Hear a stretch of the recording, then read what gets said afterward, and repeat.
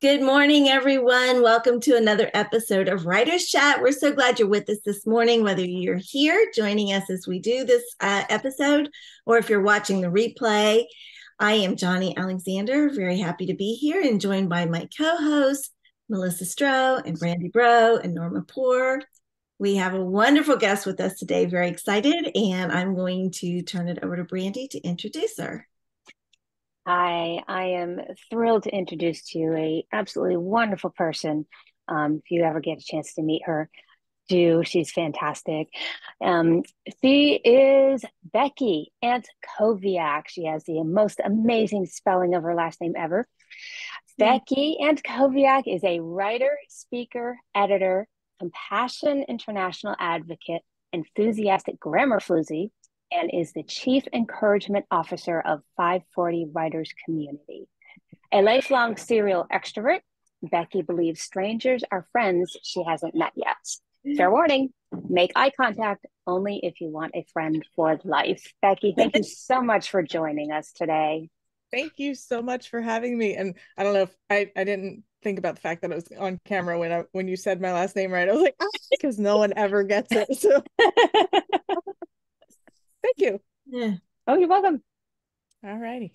So let me just go ahead and take it away. Yes, please. All right. Please. So welcome to Platform versus Community. Do writers really need them?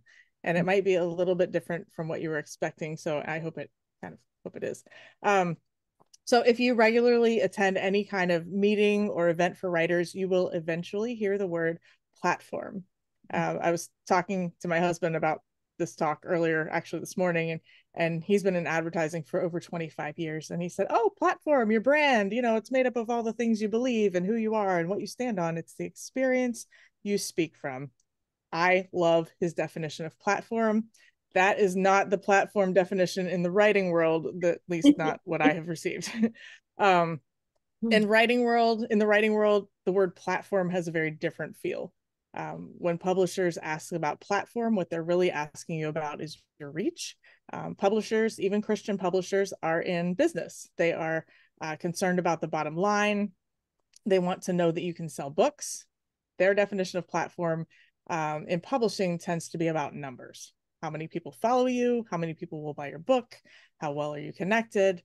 Platform is a little more complicated than just the number of followers you have on social media. But if you have 4 million subscribers, publishers will be way more interested in your book than if you have 3 subscribers and you've written the same book. So I also realize as writers, if we want to make a living or at least get published, we have to do what the publishers want. And building platform often involves learning algorithms. And just a side note, algorithm does not include the word rhythm with a Y, which caught my attention. And if I had noticed it earlier, we would have a whole rabbit trail here about etymology. So I didn't have time to look it up. So there will be an upcoming Grammar Floozy post about that. So anyway, just a little note.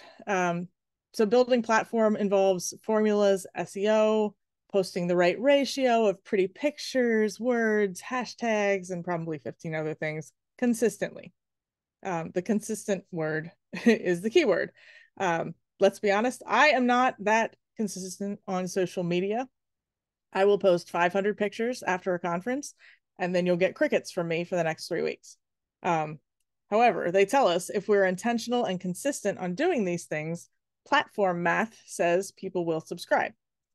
If you know me, I'm a writer, I'm an editor. I am not a mather. Platform math is not my jam. I much prefer community. So recently I heard someone talking about community and I can't remember who it was. So if you are here, please let me know because I will be happy to give attribution.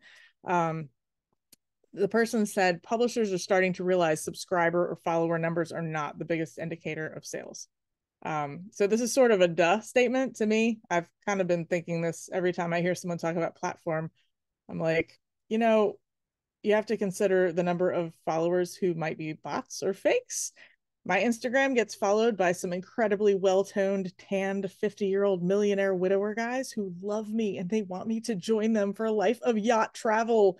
One of them actually offered me $3,000 a week and I showed that to Patrick and he said I should take that deal. So this guy's willing to give me tons of cash, but I bet he will not buy my book. Community involves relationship. Community means interacting with each other on a personal level. So when you respond to a stranger who comments on your post, you begin to build a connection with that reader. Serious Writer, Word Weavers, ACFW, ASA, 540 Writers Community, all of these groups provide relationship building opportunities. Joining communities and building your own community, that doesn't mean you have to make your own group, but just like connecting with people, networking, making friends, all of these are incredibly important in the life of a writer. And some of the individuals in your community will buy your book. Readers who've had a personal interaction with you are more likely to purchase your book. So just in my own life, Becky Robinson, Tosca Lee, Stephanie Lansam, and even Bob Hostetler, I have read books by all of those authors and I loved them, but I didn't necessarily follow their careers. But when I reached out to them, they responded. And depending on what they post publicly or mention in conversations, you know, I know about their pets. I'm aware of some of their struggles. I pray for their kids and their spouses. And when they put out a book, guess who's checking her Audible account to see if it's on audio, because I rarely read a paper book. If it's on Audible, I'm going to get their book, right? But here's the thing about community. Community interaction has to be from your heart. Community is not platform. You probably could use a platform formula to build community, but if you're not authentic, people can tell. Fake hospitality does not work. It's like if you've ever watched The Help or The Stepford Wives or any of those shows where you can tell the people are super nice to someone's face, but they don't really mean it. We can't be Stepford writers. True community requires true connection. And as humans, honestly, most of us have limited capacity for the number of authentic connections we can maintain. For some of us, that number is 5 or 10, and that's okay. You know, I have a friend who says, you know, I only need 2 friends, and I'm happy to be one of them.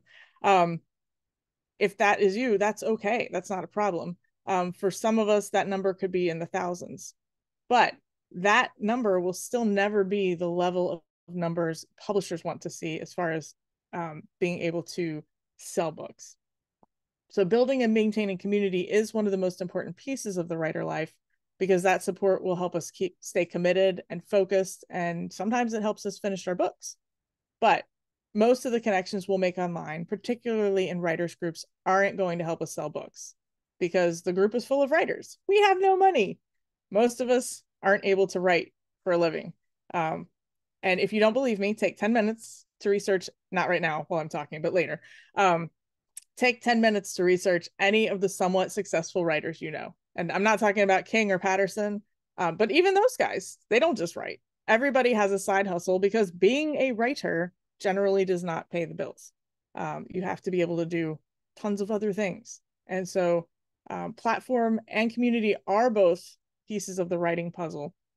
But I really think, honestly, that we've been looking at it wrong. So speaking of researching somewhat successful writers, let's take a look at the best-selling author of all time. I do not mean Stephen King. Okay. So tell me if you can guess who this is. For a while, his mom was his only follower. It was Jesus, right? But you know, we kind of joke about like, oh, I've got 3 followers on my blog, and one of them's my mom, and the other 2 are my favorite aunts, and you know, I don't know. But even Jesus started somewhere. So I have talked in the last year to so many writers who are discouraged because their families don't support them or follow them. And when I say they don't support them, I don't mean that they're against them. It's just, you know, either they feel, oh, these people don't understand me. They're not writers, so they don't really get how difficult this is. You know, writers tend to feel very alone when they don't have other writers around them. That's very normal. So if you're feeling that way, one thing that I have learned for myself, because I do have an incredibly supportive family, like everybody's very excited about writing. My mom she is the reason that I am the Grammar Floozy, because she like would not allow us to speak anything but I don't know, what would you call that? It's not the King's English here, but we had to speak properly, let me tell you. And to this day, all of us are extremely careful when we speak with our mother, because she will have no problem reminding us that, this is where the I or me goes or whatever. It's actually been incredibly helpful in my writing life.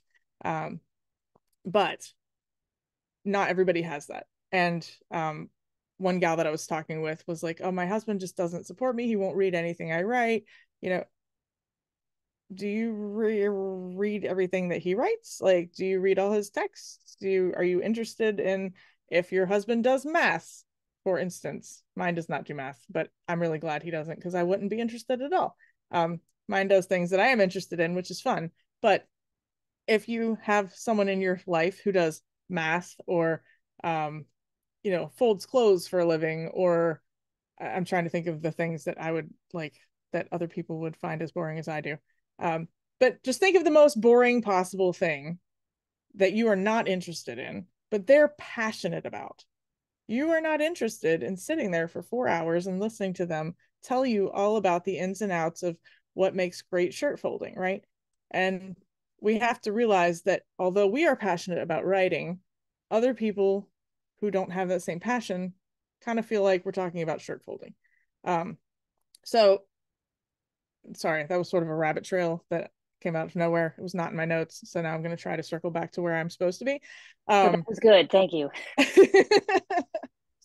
But don't be discouraged is the bottom line. If your family is not like 100% your biggest cheerleader, because they may not be able to understand what you're doing. So for instance, the Bible doesn't say where Joseph was the day of the wedding at Cana. There's lots of conjecture about whether he was alive or not. But Jesus was literally just another guy at this wedding, right? Only his mother believed in him and knew who he really was. So no one else at that wedding was like, oh, thank goodness Jesus is here. He can fix this. He's the fixer. Like, nobody except his mom.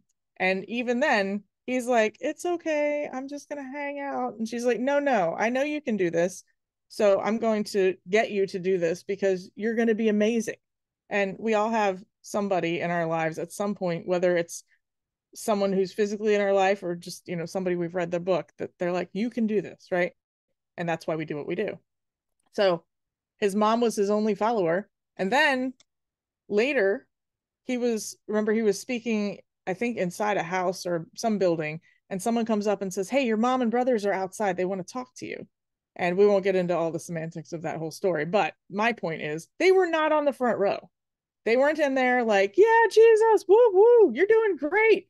They were not like rapt attention. They're probably like, oh, here he goes again, talking about the same thing he's been talking about for the last 25 years. And so they're not in there with him. They're outside, and they're like, hey, can you stop what you're doing and come out here and talk to me for a minute? Some of us have fantastically supportive families. Some of us do not. But I do think it's worth remembering there was a time when Jesus had only one follower, that his family didn't seem to cheer him on. His hometown wasn't interested. They're like, that's that kid that ran around and got dirty with all the other kids. Why are we trying to listen to him? He's not special, right?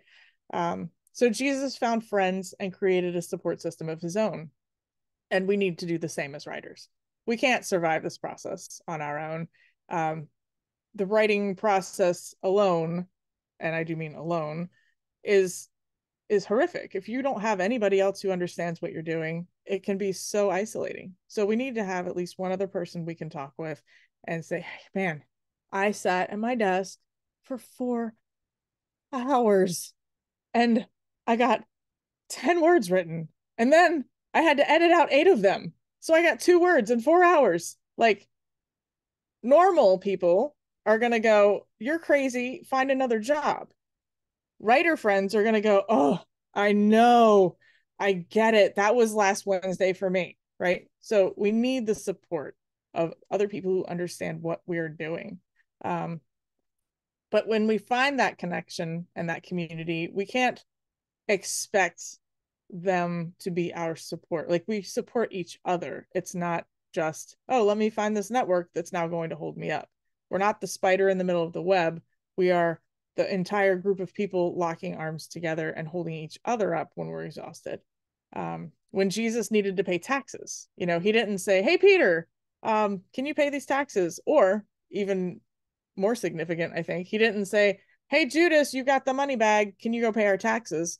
He provided for himself and for Peter. So our support system is not a group to take from. It's a group that we serve, and we support each other through the process. Another thing that I love about Jesus is he ignored the platform building advice of his day.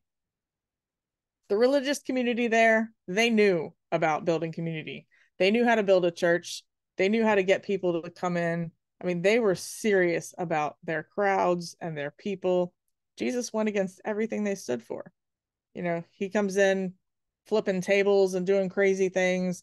He caught attitude from all the other speaker and writer people of his era because he was hanging out with people who weren't kosher. Ha, literally, get it? Kosher. Okay. Sorry.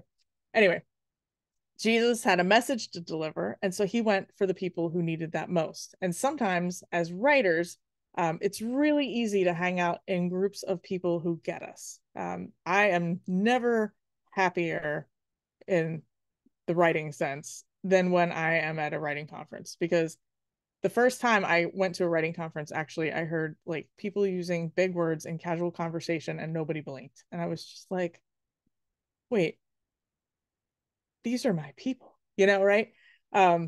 You can talk about things with writers that maybe other people don't really understand. There's nothing wrong with hanging out in writer groups. There's nothing wrong with working to build a platform, but we're not here to build platform or to create community or to sell books for publishers. Let me repeat that one more time. We are not here on this earth, and we have not been given this talent for writing to build platform, to create community, or to sell books for publishers.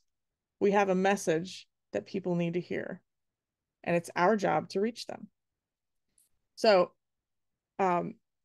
just stop for maybe 30 seconds. I'm going to actually stop talking just for a few seconds. And 30 seconds will seem like an eternity, so maybe not 30. But let's stop and think for just a second. Who is your audience?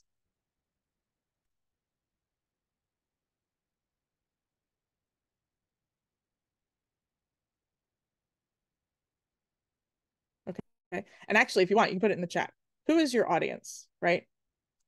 Sometimes we're a little too close to our topic, and it's difficult to be creative in thinking of ways to reach people. So at the end, if we have time, we're going to circle back to this, because I think it's really important, number one, to identify your audience, but then also think about the ways that you can reach them. Jesus didn't sit in church and wait for other people to come to the synagogue to him. He went and he found his people, right? All right. And then he surrounded himself with a community. We need people. Jesus needed people. Actually, until I was preparing for this, I never really thought about this in this way. So I'm kind of glad I had the chance to speak, because it made me think about Jesus in a little bit different way. Have you ever thought about who Jesus had with him? It's kind of like a brilliant business plan for writers. Okay. So he had Matthew, a tax guy. He had a tax guy. He had someone to do the accounting. John was like the most brilliant public relations individual around. Everything he wrote was specifically for others to know Jesus. If you read the books that John wrote, I can't remember if it was in one of the first, second, third Johns or in the big John. Because I'm speaking, I'm losing my facts, but someone here will know.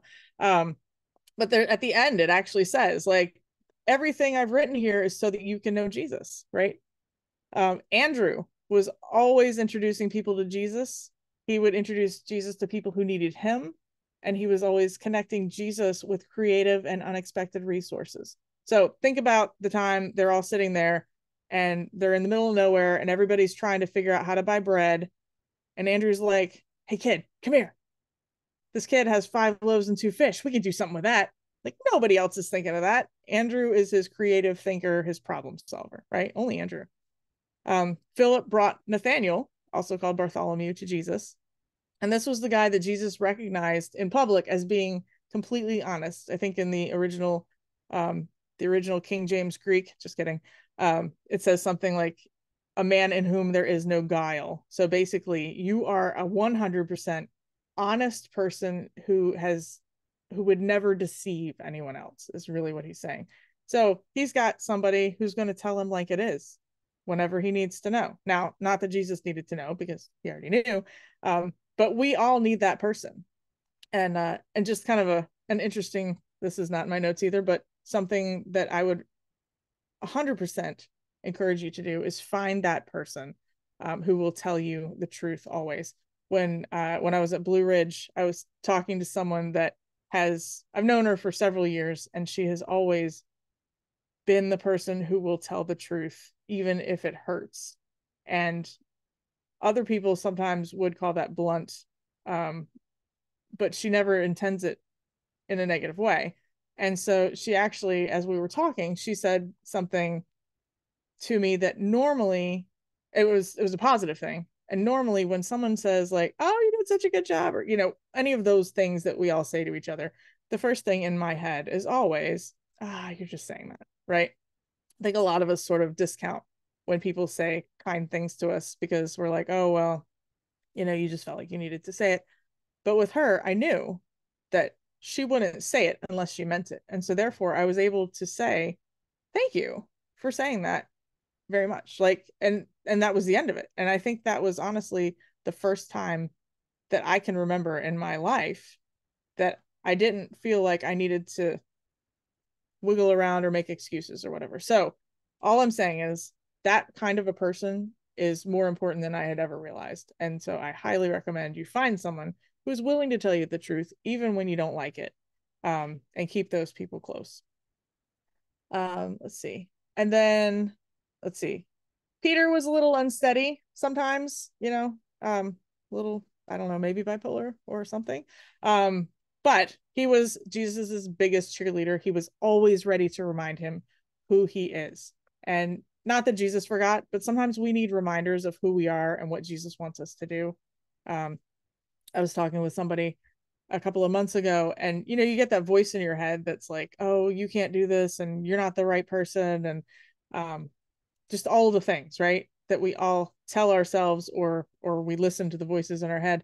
And the person said, do you really think that's the voice of God in your head right now? And I was like, no, because Jesus wouldn't say those things to me, and he's like, right, so don't listen because it's not God.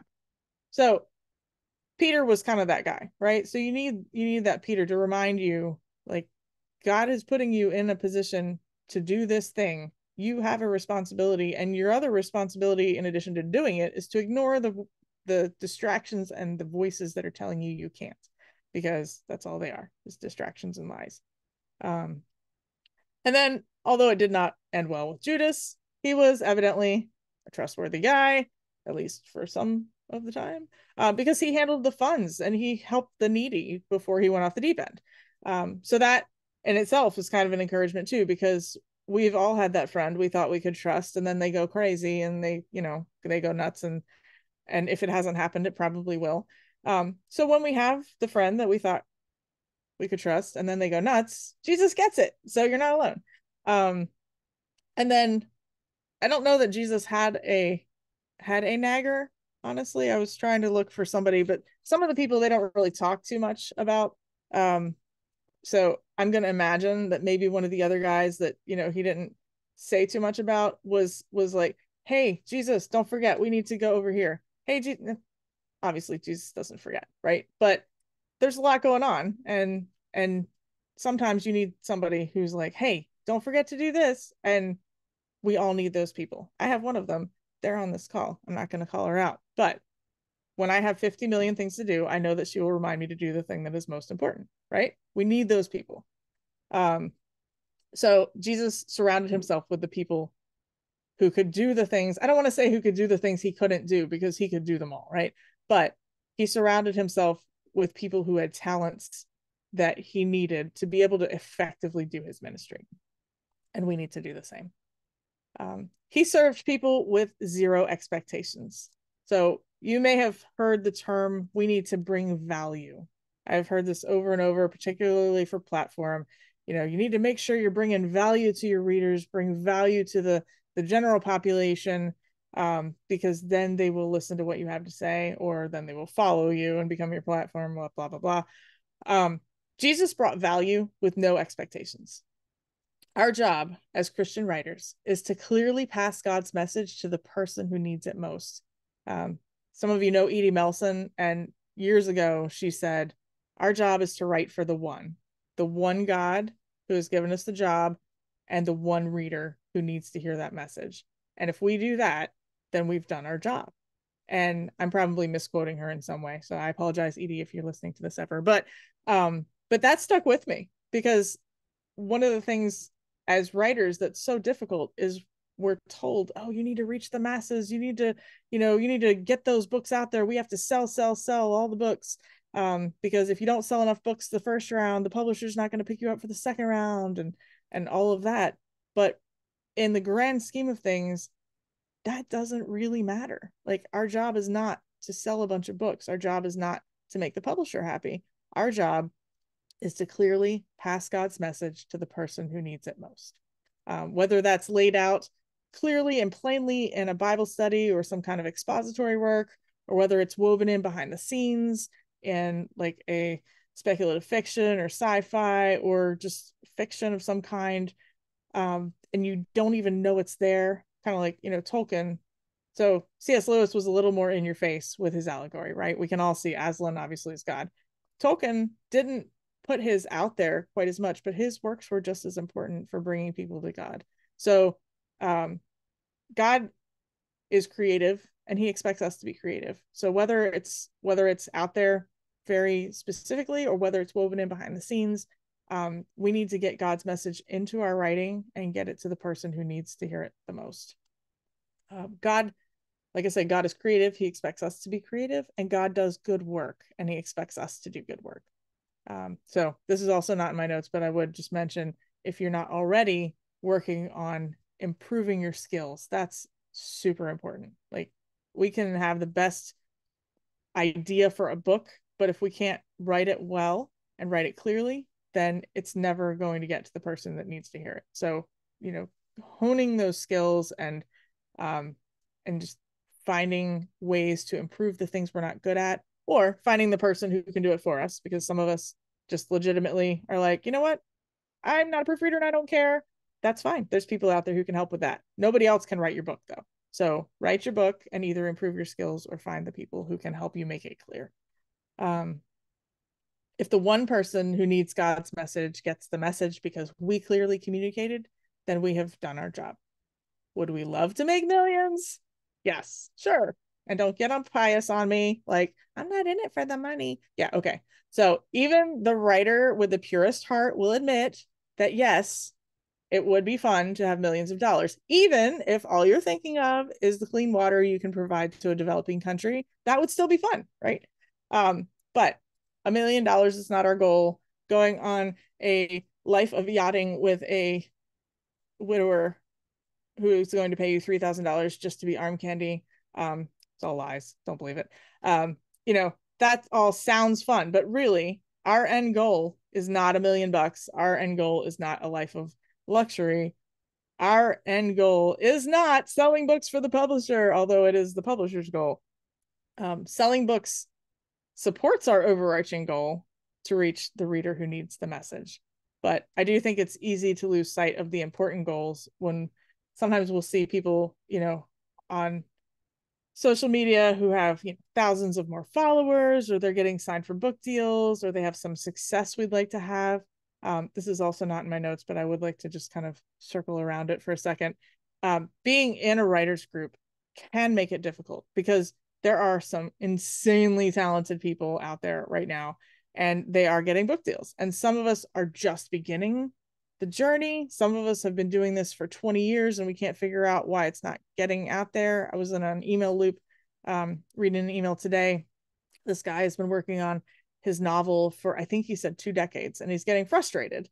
But then his point was, he had asked some people to pray for him, and he's like, in the last 2 decades, I'm stuck, and now I have people praying for me, and I feel like I'm making progress, and I'm like 3/4 of the way done. So that may or may not be your story, but my whole point is, we're all at different points in the journey, and it can get a little difficult to see some people having a success. You're like, man, I really want that. But I would like to remind you that God has perfect timing. One of the guys that I worked with, I worked for a publishing company, and one of the gentlemen I worked with had written a book that was very specific. His I think he'd be okay if I'm just not gonna say his name, but he worked in like the actual Top Gun school. So it was very important to the marketing of the book for the book to come out when the new Top Gun movie came out, because that would be a tie-in that people were going to like, oh, I would like to buy this book, right? And the book got delayed several times, and it was no one's fault. It was just things kept happening, and it was very frustrating for everyone involved. But when the book ended up coming out much delayed, the movie was also delayed. So if the book had come out when it was supposed to, it would have come out before the movie, and it probably wouldn't have gotten a lot of the connection that they really needed. And the book ended up coming out right when the movie came out. So looking back, it's easy to see God's hand in all of the delays. But sometimes those are difficult to see inside the situation. So if you feel like you're in that delay situation, just know that God's timing is perfect. And this is not related to books, but I do like to just mention this because it was such a delay and such a frustrating time. And I'll give you the short version. When we were trying to adopt our kids, we knew before we were married, Patrick and I knew that we would adopt. And we had told God, we're like, we want to adopt first because we want those kids to know that somebody chose them. Now, honestly, if you're at all related to the adoption community, you know that the level of trauma that these kids have been through, honestly, having some random other couple say, we chose you first, it doesn't really matter in the grand scheme of things. But we were naive, and that's what that was our goal. So we held off having bio kids. And then it ended up being part of God's plan, because then I was diagnosed with lupus like 4 years into our marriage. And the doctor said, I mean, you could have kids, but the first and the last trimester are going to be really hairy. So, and I was like, I'm sorry. So during 1/3 of my pregnancy, I'll be safe. And the other 2/3, the child is likely to die. Like that just doesn't seem like, it sounds like, hey, let me send a toddler out in the middle of a busy highway and see what happens. Like it just, to me, the odds didn't make sense. And so, and I'm sorry, there are lots of people who really, really want to have kids, and that they wouldn't mind and they would take the risk, and I don't have any problem with that. But for me, I didn't care. I was like, I've always wanted to adopt, we're good. So for me, it didn't make sense anyway. And I'm sorry, I'm rambling. I just realized sometimes you say things and then you're like, oh, that could hurt somebody's feelings, and that's not my intent. My point is that for us, it didn't make sense, and adoption was always the plan. So we just kept going with that plan. And then, because honestly, we might have given up at some point, maybe around year 6, and said, let's just do bio kids. But God put the lupus in there so that we would wait. And then at the end of the 10 years, we still didn't have our kids. Every door, window, and skylight possible slammed on our fingers. We had an agency close their doors while we were in process with them. Like it was just all this crazy stuff happened. And we never considered foster care because, in my opinion, foster care is for reunification, and we wanted to specifically adopt. And so that just wasn't even on our radar.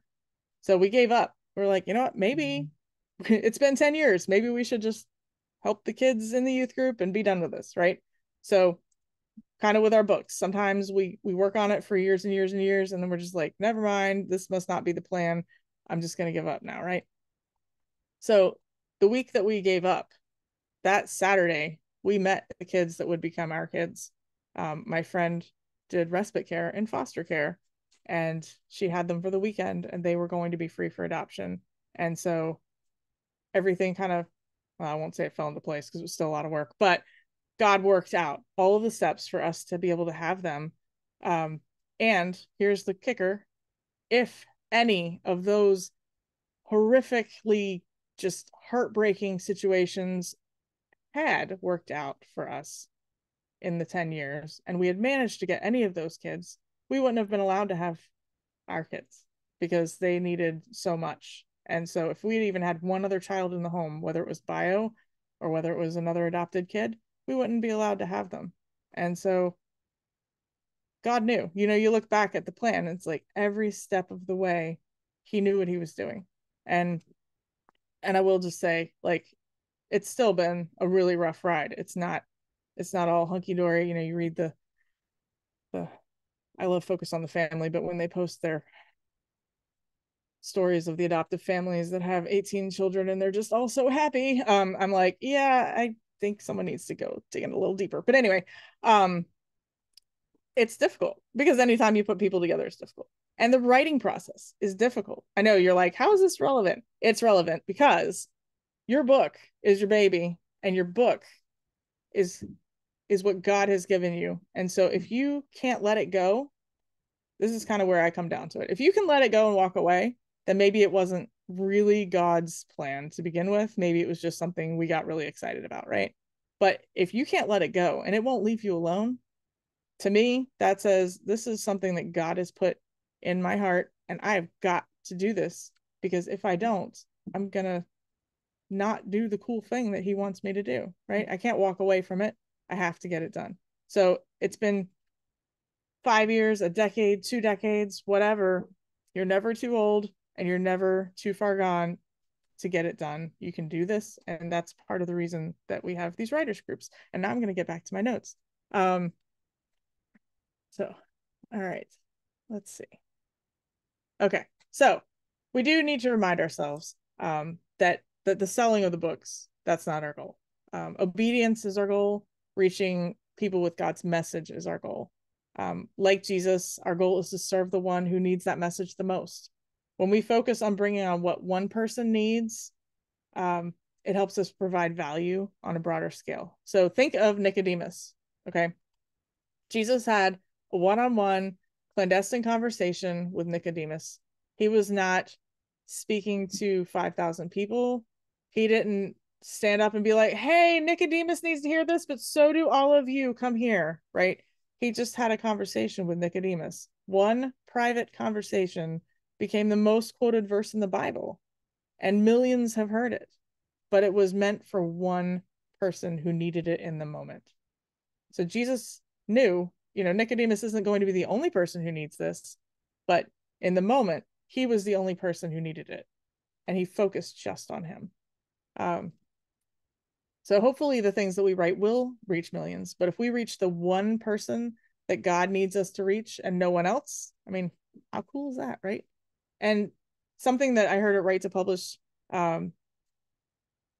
last 2 weeks ago, someone was talking about writing a book, and it was a story that they had, I guess, meant for their grandchildren.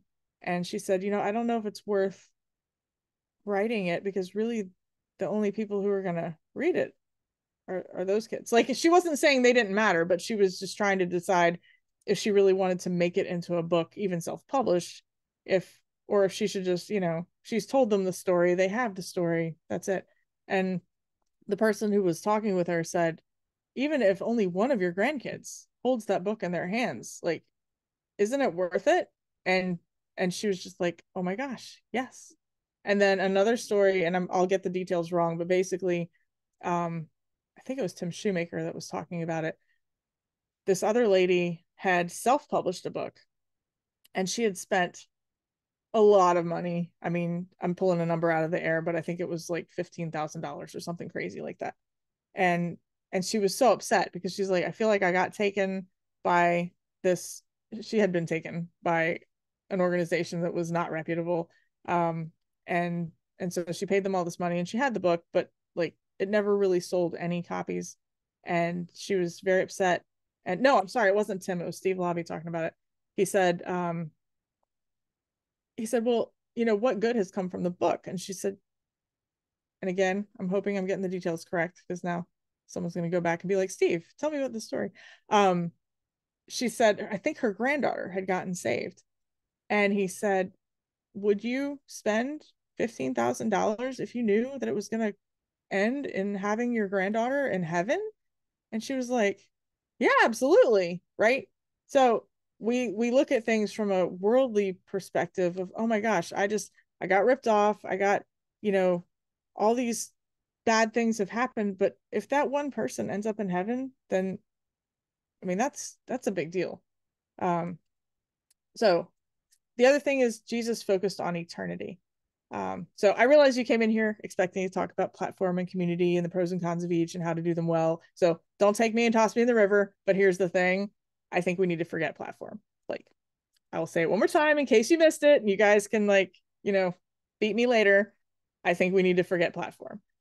We need to stop checking our follower count. We need to ignore our reviews unless you get a lot of 1-star reviews.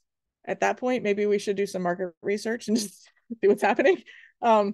But I think we're getting it wrong in a lot of ways. We're focused on these numbers instead of eternal impact. And if I look distracted, it's because I got most of this typed up so that I could follow my notes on my screen, and the rest of it is in my notebook. So now I have to find my spot. I'm so sorry. Well, it sounds like balance. I mean, completely abandoned platform it would be, for some people, I think, a death sentence. But balance, I think, is really, really key. We tend to put too much emphasis on those things, and the primary importance is not that. I think that's really the heart of what you're saying. And really, that's what I'm saying. I mean, as far as our intent. So thank you for the clarification, Brandy. Our focus and our intent should not be platform. You're right. We can't completely forget it. Just like we can't forget to feed the dog, because that's not going to end well, right? There are things in our lives that we have to do. We have to sweep the floor occasionally. Some people have to dust. Most of us can ignore it for a while anyway. But you're right. If we don't keep up with the little things, the housekeeping things that we need to do as writers, you are correct. Like, that can be a problem. But I guess my point is, we're so focused on platform that I think we're forgetting about the one person. And just taking the example of Jesus with Nicodemus, when we think about our one person in our audience that we really want to reach, that person is what really matters. But as we are focused on that person, our message is reaching other people. And actually, I saw that happen. I wrote under a pen name when we first adopted, and I never advertised it because I didn't want anyone to know it was me. And I wrote specifically for the other mothers who had nowhere else to go, who couldn't talk about trauma to anyone else, because we'd get weird responses like, well, why don't you try spanking him? It's like, I'm sorry, what? No, you're not understanding what the situation is. So that's who I wrote for. And I figured, there might be 5 of us. And by the time I finished, there were 1,000 of us. So it was never my intent to build a platform. My intent was to reach that one writer, or one reader, really, in that sense. And I think that's maybe where we're losing the platform piece here. We get so focused on the SEO and on all the little things that we have to do, and we get burned out and exhausted because we're trying to keep up. But really, if we focus mostly on that one person who needs that message, that's what's going to matter. And I think, marketing is necessary, but I think we're even going about marketing in a little bit in the wrong way. We focus on these numbers, but we forget the people. And so one thing that I have been working on doing is reaching out to one person each day. This person may never buy your book, may never buy my book, but they know you care. If you just reach out and say, hey, I'm praying for you. Let's say you have a freebie lead magnet, like, you can send it to them with no expectations. Just be like, hey, I thought this might brighten your day. Let's say your book is a Bible study for women in ministry. So what if you join an online group for women in ministry and send an email, or even just a social media message, because you may not have her email, and say, hey, I'm praying for one person every day this year, and today is your day. So I've already prayed for you this morning. And I wrote this devotion that I just thought it might encourage you. Like, don't feel like you need to do anything else. I just wanted you to read it. If you have time, don't mention your book. Don't try to sell anything in the email, or the message. Just, I'm praying for you. Here's something that I wrote that I pray will help you. And how can I pray for you specifically? So, what do you think would happen if we all did that? You know, we'd have at the end of the year, if nothing else, you'd have 365 people who have been impacted, that probably wouldn't have been so deeply impacted if you just post it on Facebook. You know, hey, here's something I wrote. People may or may not read that, right? Or if you write speculative fiction or sci-fi, you know, hey, I wrote this short story, and every day I pick someone to send it to, and today I picked you. And hey, by the way, I prayed for you this morning, and I'll pray for you again tonight. Is there anything specific I can pray about? I often, when somebody helps me, I will ask them, you know, like, hey, anytime someone helps me, I like to pray for them. How can I pray for you? So don't, in my, here's my suggestion. When I say don't, I don't like to be like, don't do this and don't do that. But if you say, can I pray for you? When I used to say, can I pray for you? I would say 50% would say, oh, don't worry about it. But when I say, I pray for people and I'm going to pray for you, how can I pray for you specifically?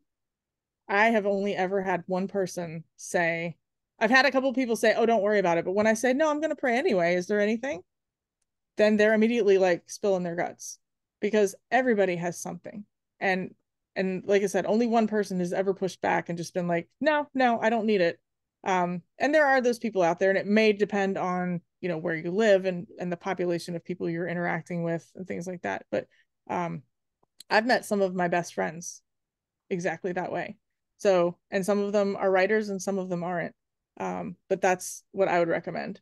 And instead of thinking of our platform, let's think about service and that one person that we can meet in a one-on-one basis, and just go from there. And if God has a plan for our book to sell millions, it's going to sell millions whether we do all the things the publisher wants us to do or not, right? I mean, we still have to do the work, don't get me wrong, but God's plan is really what matters. And I was researching, is it David Green? Sorry, I always mess up his first name. The guy that started Hobby Lobby, I think his name is David. His last name is Green. But anyway, I was reading an article in Forbes about him this weekend. And if you haven't read about this guy, he's actually pretty amazing. When there was all the kick up about Hobby Lobby, I kind of stayed away from it because I'm like, I'm not jumping on the bandwagon. People are getting nuts. But it came up again. And so this guy had interviewed him, and you could kind of tell he was sort of trying to not make him sound so great, but in the process, I was like, I want to know this guy. He said, I want to know I have affected people for eternity. I believe I am. I believe once someone knows Christ as their personal savior, I have affected eternity. I matter 10 billion years from now. Tell me that doesn't give you chills. Like, we think about our current impact, and sometimes we think about eternal impact, but I have never thought about it that way. Like, in 10 billion years, something that we did today or last week or last month or next year, it will matter. And so that's really what I want to leave us with here is, yes, platform is something we have to do. And community is important, but one-to-one eternal impact is really what matters. And maybe we will sell lots of books, maybe we won't. But if we reach the one person that God wants us to reach, then that's going to matter forever. So thank you so much for having me. All right. Well, and then I know we have a few minutes. If you would like, we can run through that exercise that I was talking about. Okay. Yeah, we can do that. Do you want people to come back on for that, or yeah, that'd be great. Okay, why don't y'all pop on, and I think we may have put some of you in jail. So if we did, let us know if you can't get your video started again. I think we have some little teary-eyed people now because of what's going on in the chat. So, oh, what's happening in the chat? I don't even know if I can say because I'll start crying. Okay, but talking about books that have an impact and so forth, and someone mentioning a book on miscarriage, and so we've got it. Some sadness is going on. Yeah. Becky, you go back to taking it away. You do what we need to do now. Okay, so I know some of you put your audience in the chat earlier, but so we don't have to all go back. If you could just kind of put your audience, your target audience in the chat. So try to think as niche as possible. So you know, so miscarriage is a huge one. I have a really good friend who's written about that, and it is heartbreaking. And honestly, this may or may not sound really terrible, but like part of the reason that I was so like, yeah, no, thank you, when I found out the odds for ours is I knew that I probably would not be able to recover from something like that. Like I had been through it with a friend, and I just thought, I don't know how she bounced back. And I know that some of you are dealing with really difficult stuff when it comes to that. And um you know, when I talk about our story, I never want to sound unfeeling, because that's not the case. Like there were some very deep reasons for me to not go that route, because I truly didn't think that I would be this strong. And so anyway, so if you have your niche audience, going back to that, um, so for me, for instance, one of my books is a children's book about a gal who grew up in compassion. So my niche audience is the children who know nothing about other cultures, and I want them to understand very clearly what other kids have to go through. So some of the activities in that book are like, if you fill 2 gallon jugs 2/3 the way each with water and carry them for a certain distance, that's how far she had to carry her water. Can you do that? You know, that kind of stuff. So my audience would be those kids, but those kids are not going to buy my book, right? Because they're kids. So my target buying audience, purchasing audience, is going to be their parents or their grandparents or some other adult in their life, right? So when it comes to marketing that book, I need to be interacting with those people. So think about who you need to interact with to market. Okay. And then what I would love is for other people to look for a market that is not yours, right? Just kind of, so like Norma's got women over 40 and adoptive moms. Norma, we need to hang out more. So when we are in that mindset, it's hard for us to be creative about, hey, where can I reach some people in that audience? So look for an audience that's listed in the chat that is not your audience, and just for like 2 minutes, do a quick search on the internet, see if you can find any suggestions for those people. Hey, you might want to check out this group on Facebook, or hey, you might want to go to this website, or you know, hey, here's something. Because when you're outside of it, it's easier to be creative, kind of like Andrew, you know. So let's be Andrew for each other for 2 minutes. I'll set the timer, and I want you to see if you can find, let's see, I'm just looking to see who we've got. So we've obviously got the women and with grief and loss. We've got women men and women in their 20s and 30s struggling in their faith, Christian moms of young kids ages 3 to 8, Christian woman over 35, loss of relationship. So look through and just pick any of them, and then start searching for suggestions for those people. Does that make sense? That does make sense. And I'm going to pause the recording so that we don't have some dead time. That sounds good. And you guys can do what you want to do without it being videoed. So I'm going to pause the recording right now. Perfect. Okay, so I know it will take more than 3 minutes to find something. And if, like I said, if you're still working, that's totally fine. But if you found something for another writer, just put that in the chat. So for instance, for Jay, he had mentioned his audience is Native American. So I found a group on Facebook that is for lovers of Native American culture, and they've got 48,000 people in the group, but they're not specifically just for Native Americans. So when you're looking for groups, that's something important to note, is if you are not part of your niche audience for whatever reason, then they may not welcome you into a specific group for their niche unless they have a reason to welcome you in. So just as a perfect example, when we first got our kids, I went to Reddit, and there was a group on Reddit. And if you haven't been on Reddit, that's a great place to find writers and writer groups and very niche things.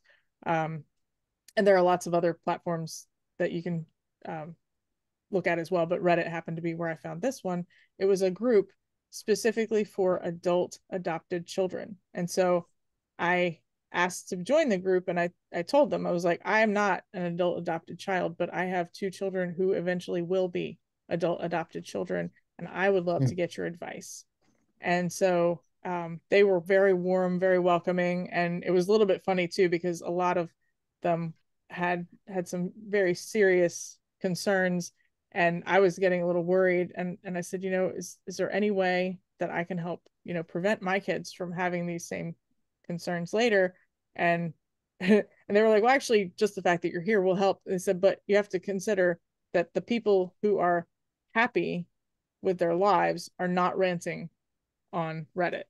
So like, just know that there are more of us out there that are happy. So when you're joining these groups, keep that in mind as well. Like, depending on what your niche audience is, there may be people in specific groups that are upset about specific things. But if we get too focused on that, like for instance, if I had written a book based on my experience with that group, and I had never thought about the fact that there's a reason they're there, I might have written that book thinking, oh, this applies to all adult adoptive kids, when in reality, they even said, they're like, we're probably 10% of the population, if that. So like, so keep that in mind as you're searching for your groups as well.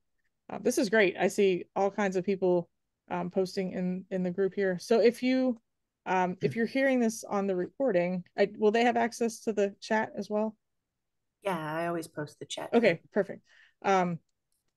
So you'll have access to the chat, but if your group or if your niche audience is not addressed here, reach out to someone in Serious Writer, or even I'm assuming it would be fine. I'm speaking out of turn. But you probably put a post up, or if you're in 540, and we welcome everyone and we work with everybody. Like, I would like to make clear, we are not trying to steal members. We are like integrated support for everybody, and we work with everyone. So if you want to also come over to 540 and you're looking for help, that's something we encourage you to put in the chat, or in the group on Facebook, like, hey, I'm looking for help with this, because there are so many people in these groups that have that experience you might not know. Like, I mean, Norma and I were at a conference together, and adoption, I think we have talked briefly about it in the past, but like, it didn't come up while we were at the conference because we were crazy running around. So talk to people and put that out there, like, hey, I need some help. The 540 writers community, and I'll put it in the chat real quick. So it's 540 writers community, and 540writers.com is our website. Do you want to say anything more about what 540 actually is, for those who might not? Sure, I would love to. Yeah, please do. Sorry, I was just making sure I spelled everything correctly. Okay. So we exist to provide conference level education on an ongoing basis to individuals who would not necessarily be able to access it otherwise. Other people are welcome. Like, we love everybody to come. So our general audience is anyone who's a writer. Our niche audience is anybody who might not be able to attend a conference or afford online education, or may have a disability or other barrier that prevents them from attending a conference. So that's really why we started. And so we've been around for 2.5 years. We got our nonprofit status a couple of months ago, so we're very excited about that. And if you have a talent, I'll just put this out there, if you have a talent for teaching, or for if you have books out and you enjoy speaking, feel free to reach out to me. We really want in the next 5 years, like, my dream is to have curriculum that we can get to people like the girls in Uganda who miss 25% of their schooling. We have a lot of older writers who are like, I don't know if what I have to say really matters And just so you know, most of the really great books out there were written after the person was 70. So FYI, that's something to keep in mind. And so we have a lot of, older writers or more mature writers, I apologize, who may or may not be on a fixed income. And so that makes it difficult, or they're caring for a spouse, or they're caring for their grandkids, or, whatever. So that's one of kind of our niche audiences. And then, people with any kind of different ability, and that makes it very difficult. We've got several people on the autism spectrum, which makes me so happy. We've got people who are in wheelchairs or blind, or things that would make it a lot more difficult to navigate a conference. So if you know any writers that would have difficulty at a conference and are committed to learning, that's who we're there for. But we're also happy to have you as well. We have great speakers, and actually a lot of the people who are at Blue Ridge and Write to Publish either have spoken for us or will be speaking for us. And so we've got, when I felt like God was asking me to start the group, I was kind of like, I'm not an expert. And he said, that's okay, because I am. And I was like, okay, that's the two words you can't argue with, right? And God has consistently provided expert teachers for us. We meet every Thursday night at 7 p.m. Eastern, and I'm not sure what time that would be Mountain Time, but we would love to have you, Melissa. And so anyway, and then we have write-ins, and the other goal, kind of like the 5-year goal for the write-ins, if you're not familiar with that, we all get on Zoom and then talk for a few minutes, and then we shut off our cameras and our mics, and we Isabel, sorry, I just saw somebody's from France, and shut off our mics, and then we write for an hour, and sometimes we're on for 1 hour, and sometimes we're on for 6. It just depends on who's on and who's got what to do. So eventually what I would love to have is around the clock room. So I'm working on trying to find a digital platform that will allow us to have a digital room just open, because as of right now I have to open the Zoom for every one of them. So if you know anything about that, I always put it out there, because somebody somewhere knows the answer, and I'm going to find it. Okay, I've rambled enough. Is there anything else? It's great. It's great to have you as part of Writers Chat. And I think we had some people pop in today from 540 to support Awesome. Becky. And we're glad you're here. And we'll hope that you'll come back again too, and be part of our community as well.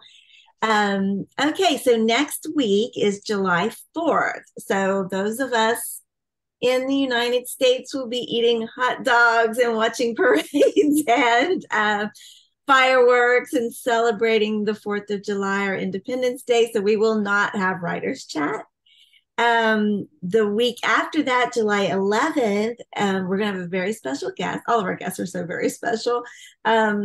We've been doing what we call the writer's journey. So I think we've had a couple people do that so far. On the 11th of July, Isabel, our wonderful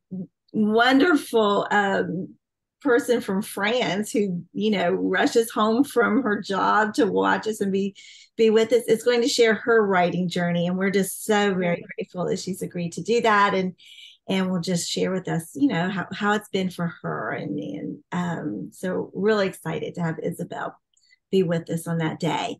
So if you are watching the replay, we do invite you to join us any Tuesday morning, 11 o'clock Eastern, 10 o'clock Central, 9 o'clock Mountain. And I don't know what time it is in France. I think around 5. So yeah, I got it. Okay. And so that you can be part of this, because we do have an after party afterwards. And so, if you're here live, you get to be part of the after party too. And join our Facebook group, Writers Chat Members, or check out our Facebook page where you can see all of our past episodes. And there is a lot of material on that page, a lot and a lot and a lot. Becky, thank you again. This has just been wonderful to have a very different look of platform and community, and just the importance of supporting one another and getting that message out to the one person who needs it. Very, very. Thank you. Thank you so much for having me. This has been so fun. That's great. Great job. Very encouraging. Thank you. I'm going to stop the recording. So bye, everybody. But if you're here and you want to stay for the after party, please do that. See y'all in a couple weeks. Bye-bye.